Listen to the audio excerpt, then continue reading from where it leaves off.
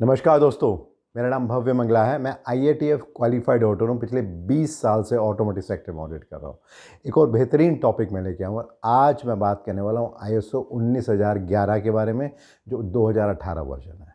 और जब तक ये वीडियो समाप्त होगा आपको समझ में आएगा ये है क्या स्टैंडर्ड, क्या बेनिफिट हो सकता है ऑर्गेनाइजेशन को अगर वो इसको इफेक्टिवली इम्प्लीमेंट करें, और किस तरीके से इस स्टैंडर्ड को अंडरस्टैंड करने के बाद जो हम ऑडिटिंग करते हैं और जो स्किल्स हैं उसको हम कैसे बेहतर कर सकते हैं। अगर आपने कभी IKEA स्टोर के बारे में सुना हो तो वहाँ क्या होता है, वहाँ पे आप फर्नीचर लेने जाते हैं, फर्नीचर सब ओपन कंडीशन में होता है, बट एक मैनुअल आपको मिलता है कि इसको कैसे इकट्ठा करना है, क्या करना है, और घर में आके आप उन नट बोल्ट्स को लगाते हैं उस प्लान के हिसाब से, और फिर एक टाइम के बाद जो भी फर्नीचर है, चाहे वो सोफ़ा है, पलंग है, वो एकदम रेडी कंडीशन में हो जाता है। लेकिन वो जो इंस्ट्रक्शन है वो बहुत इंपॉर्टेंट होती है। उसी तरह से अगर किसी भी ऑर्गेनाइजेशन को ISO 9000, 14000, 45000, IATF या किसी भी स्टैंडर्ड को इफेक्टिवली इम्प्लीमेंट करना है, तो उसको सबसे पहले जानकारी होनी चाहिए ISO 19011 2018 वर्जन की। क्योंकि ये वो स्टैंडर्ड है जो कि बात करता है ऑडिटिंग के बारे में मैनेजमेंट सिस्टम के लिए। और ये किसी भी तरह की ऑर्गेनाइजेशन के लिए एप्लीकेबल है, वो छोटी ऑर्गेनाइजेशन है, बड़ी ऑर्गेनाइजेशन है, बहुत कॉम्प्लिकेटेड प्रोसेस है, सिंपल प्रोसेस है, बहुत साइज़ में बड़ा है, मल्टी लोकेशनल है। हर तरह की ऑर्गेनाइजेशन के लिए डिफरेंट स्टैंडर्ड्स का ऑडिट करना है, इंटीग्रेटेड ऑडिट करना है, उन सब के लिए पर्टिकुलर स्टैंडर्ड एप्लीकेबल है। There is a great possibility कि बहुत कम लोगों को इसके बारे में या तो जानकारी है, हो सकता है कुछ लोग तो आज पहली बार इसे सुन रहे हैं।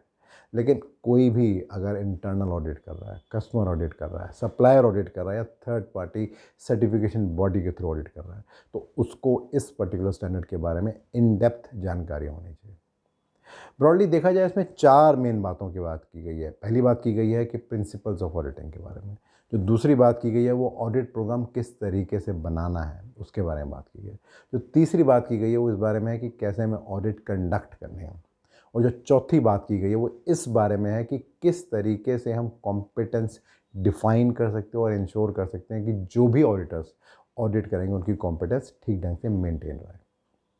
और ये किसी भी तरह के ऑडिट के लिए हो सकता है। फर्स्ट पार्टी ऑडिट जो कि इंटरनल ऑडिट होती है, सेकंड पार्टी ऑडिट जो अक्सर कस्टमर कोई लीगल बॉडी या सप्लायर करता है, एंड थर्ड पार्टी ऑडिट जो जनरली सर्टिफिकेशन बॉडी करती है। उन सभी के लिए ये एप्लीकेबल है।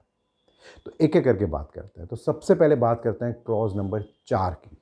क्लॉज नंबर 4 बात करता है प्रिंसिपल्स ऑफ ऑडिटिंग, और यहाँ पे 7 अलग अलग प्रिंसिपल्स के बारे में बात की गई कि उसको हमें अंडरस्टैंड करना है। और एक बार उसको हम अच्छे से अंडरस्टैंड कर लेंगे तो बहुत इफेक्टिवली हम ऑडिटिंग को इम्प्लीमेंट कर सकते हैं। तो उसकी बात करते हैं। जो सबसे पहला है वो बात करता है विद रिस्पेक्ट टू इंटेग्रिटी, कि हमें ये इंश्योर करना है कि जो भी हम ऑडिटिंग करें उसको फुल्ली ईमानदारी से करें। देन हमारा जो प्रेजेंटेशन है वो ईमानदारी के साथ होना चाहिए, वो पॉइंट नंबर 2 है। देन जो प्रोफेशनलिज्म है उसको हमें फॉलो करना है। देन हमें कॉन्फिडेंशियलिटी को मेंटेन करना बहुत ज़रूरी है, जो भी जानकारी हम वहाँ ले रहे हैं। एंड देन हम इंडिपेंडेंट होने चाहिए, किसी भी तरह से हमारे पास कोई पार्शियलिटी करने का स्कोप नहीं होना चाहिए, और जो भी कुछ हम काम करें वो एविडेंस बेस पे होना चाहिए। ये प्रिंसिपल नंबर 6। और 7वां प्रिंसिपल है रिस्क बेस्ड अप्रोच, कि हमें यह है देखना है कि हम जब इसको कर रहे हैं ऑडिट को, तो हम रिस्क एंड अपॉर्चुनिटी उन सबको कंसिडर करते हुए कर रहे हैं या नहीं कर रहे हैं। अब बात करते हैं क्लॉज नंबर 5 की, जो बात करता है ऑडिट प्रोग्राम किस तरह से बनाना है। और बहुत खूबसूरती से इस पर्टिकुलर क्लॉज को लिखा हुआ है PDC अप्रोच, जो डेमिंग साइकिल बोलते हैं, plan, do, check and act.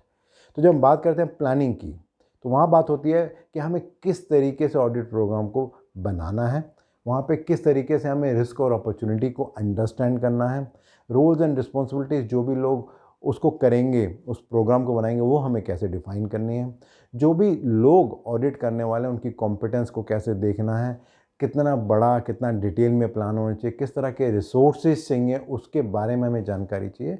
And then एक बार जब प्लानिंग हो जाती है तो एंड डू की बात करते हैं कि अब हमें उस ऑडिट प्रोग्राम को इम्प्लीमेंट करना है। तो वहाँ पे हमें डिफ़ाइन करना है कि क्या ऑब्जेक्टिव होगा, क्या स्कोप होगा, किस तरह से क्राइटेरिया डिसाइड करेंगे कि किस बेस पे हम ऑडिट करने वाले हैं, किस तरह का ऑडिट मेथोडोलॉजी हम यूज़ करने वाले हैं, कैसे हम टीम को सेलेक्ट करेंगे, कैसे हम असाइन करेंगे रिस्पॉन्सिबिलिटी लोगों को कि उनको क्या काम करना है, ये टीम लीडर जो करता है। देन किस तरीके से जो भी ओवरऑल रिजल्ट आने वाला है उस प्रोग्राम का, उसको हम कैसे मैनेज करेंगे, उसके रिकॉर्ड किस तरह से बनाएंगे। देन PDC साइकिल का जो C आता है वो बात करता है कि हम मॉनिटर कैसे करेंगे कि जो ऑडिट प्रोग्राम था वो ठीक से बना, उसके अंदर सारी रिक्वायरमेंट्स पूरी हुई या नहीं हुई। And then fourth is talking about action. So यहाँ पर हम बात करने वाले हैं कैसे हम रिव्यू कर सकते हैं, कैसे हम इम्प्रूव कर सकते हैं उस पर्टिकुलर चीज़ को, जिससे कि जो भी उसका हम बेनिफिट लेना चाहें उसको हम ले सकें। अब बात करते हैं अगले क्लॉज की, क्लॉज नंबर 6। जो क्लॉज नंबर 6 है वो बात करता है ऑडिटिंग के बारे में कि किस तरीके से हम ऑडिटिंग करनी है, और ये भी डैमिंग साइकिल जो PDCA के बेस पे उसी तरह से इस पर्टिकुलर क्लॉज को भी डिज़ाइन किया गया है। तो सबसे पहले बात करते हैं P की, यानी कि प्लानिंग की।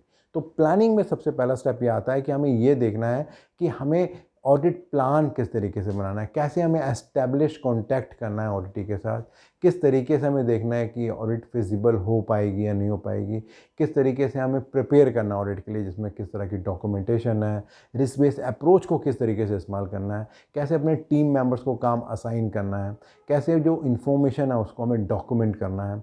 और एक बार वो हो जाएगा तो देन डेमिंग साइकिल का डू आता है, जहाँ पे हम बात करते हैं कैसे ऑडिट को कंडक्ट करना है।